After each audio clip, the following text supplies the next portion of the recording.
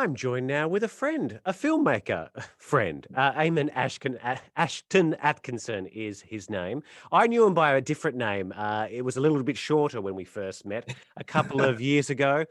He was a single man. We happened to run into each other working behind the scenes of Eurovision in every, I think, gay man's dream, it would have been. Yeah, He just exactly. left his job in Australia, and it was a wild time in Stockholm, wasn't it, Eamon?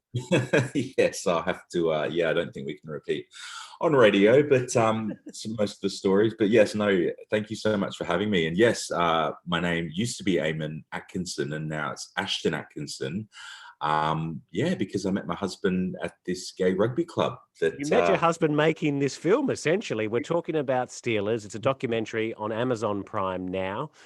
Finally, this part of the world gets to see it. I was lucky enough to see it a little while ago. It's been a labour of love of yours for a few years.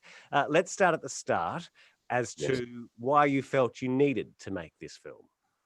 Well, it was, it all kind of happened by accident. I was about to play in this tournament, the Bingham Cup, which is where all the gay rugby teams from around the world, including the Emerald Warriors in Dublin, get together. And it was happening in Amsterdam, but I got a concussion a few weekends before, and it ruled me out from playing in the game. And I thought, well, rather than just go drink on the sidelines and waste my week, why don't I do something productive? And we always have that little voice in our head saying, hey, you should be doing this little personal passion project. And so for once I listened to that voice, and I hired a cinema lens and took my camera and basically was a fly on the wall during this competition. And I didn't really know what I would get or whether I'd have enough for anything, but all this wonderful things started happening, and the three characters that I picked to interview just ended up telling these beautiful stories and gave these really moving interviews. And so I kind of cobbled together a documentary, and we're about to have the premiere in London at the BFI Flair last year. COVID happened. I bought a new suit, which I probably don't fit into now. And it's had this wonderful kind of eclectic journey across the world doing the online festival circuit. And then Amazon picked it up. Yeah. But I guess for you, and correct me if I'm wrong, it didn't start out as your story, like you say. It was No. going to be a documentary about the club. But like I said, when we met, what I saw in the film was a very different Eamon to the one I met a few years earlier. Obviously, you're a married Yeah. man now, and you're living in America and all that sort of stuff. The Eamon I met before the club was a young guy who was, who had just left Australia, had no job, and was finding Yeah. himself again and stuff like that. But I never knew there was also this Eamon before that, a person who was going through quite a tough time with his sexuality, and not the coming out story necessarily, but what that does to your life behind the lens that we know you To- as. Totally. Look, it's kind of funny because being gay is so mainstream now and celebrated and the like. But for those of us, and I think the internet's largely, to credit for that. But for those of us who grew up in the 80s or 90s where that wasn't the case, it was quite isolating, and I got bullied pretty horrendously at school, and in sporting class, that was the worst of it. And I share a story in the film about how I was effectively outed at school in what we would now call as like a revenge porn Yeah. situation, where a guy showed a videotape at school, and it kind of left all these scars, and I bottled it up and I just dealt with it personally, and I didn't tell my family, and I kind of hid that part of me. So they had no idea that all this was happening.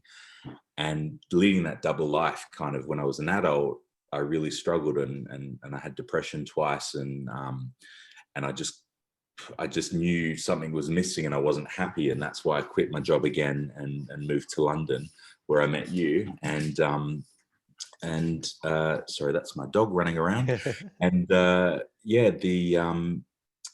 stumbled across the King's Cross Steelers, and that's club changed my life. This is me, 12 years old, joining my first rugby club in Australia. And this is me now. I'm a reporter and a cameraman, so I'm used to telling stories, but I've never told one this personal. Poofter, faggot. The bullying was unrelenting, especially in sports class. So I never imagined that a rugby club would one day change my life.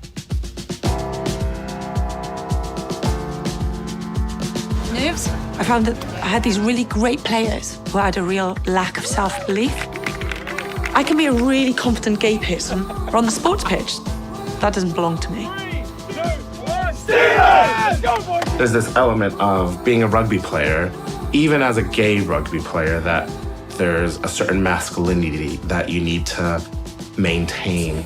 To me, that's bollocks. You know, I will be tough and brutal and kick your ass on the pitch. When I'm off the pitch, I will be as flagrant and as flamboyant as I want. So, you know, for those that don't know me, I'm a TV reporter and I work for a TV station in Australia and I do my own camera work. And, you know, they usually see me in a suit and talking with my news voice, like Eammon Ashton-Atkinson for 10 News First.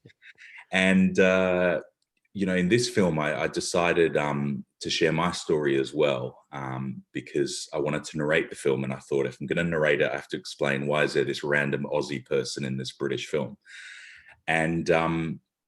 And that's when I decided to share kind of those stories about me growing up. And yes, I had to even like really consciously voice the story differently because you can't sort of talk about how you're outed in a reporter voice. Yeah, you're not telling the story, you're just speaking from the heart, which is what I loved about this. Like I said, it was a different person. And It's really I tough, guess yeah. it's not a story, it's not a coming out story, it's not a sports documentary. I mean, it doesn't really fit into those cliches. How did you sell it, or you know, how did you write up the 30-second bio on the film? What's the synopsis? I like to see it as like a story about finding a place to belong. And I think it's a universal theme that you don't have to be gay, you don't have to be a sports fan to enjoy this film.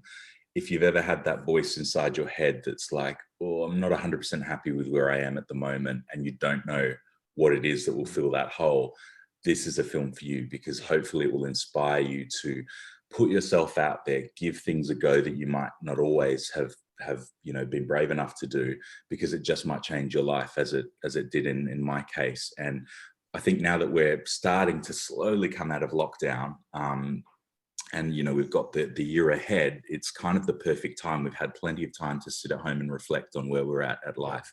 Now's the time to kind of grab it and run with it. So if you're kind of needing some inspiration, check out this film. And I guess as sad as it is that, you know, you didn't get to wear that suit and go to the cinema and people didn't get to see this in a cinema setting, which is wonderful for a documentary like this. The beauty is the Amazon Prime will take it to a different audience and perhaps a slightly wider audience who might be afraid to go to the cinema, or who might not be comfortable to go to the cinema, who might just want to see this alone. And then if they're grappling with the issues like you did, I think there's a wonderful thing about the Amazon Prime element to this, that it'll get to these people that, you know, it couldn't have gotten to in the cinema.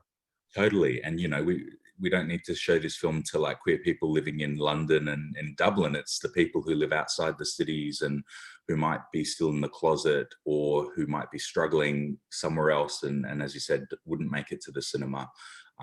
You know, they can just quietly tune into this film on their laptop or TV, and hopefully it can help them in some small way. So, and there's, you know, a really strong female character, the head coach in there too. She's great. Who shares a wonderful story about how she fights kind of misogyny, and she fights the good fight even today, trying to get a job as a female coach.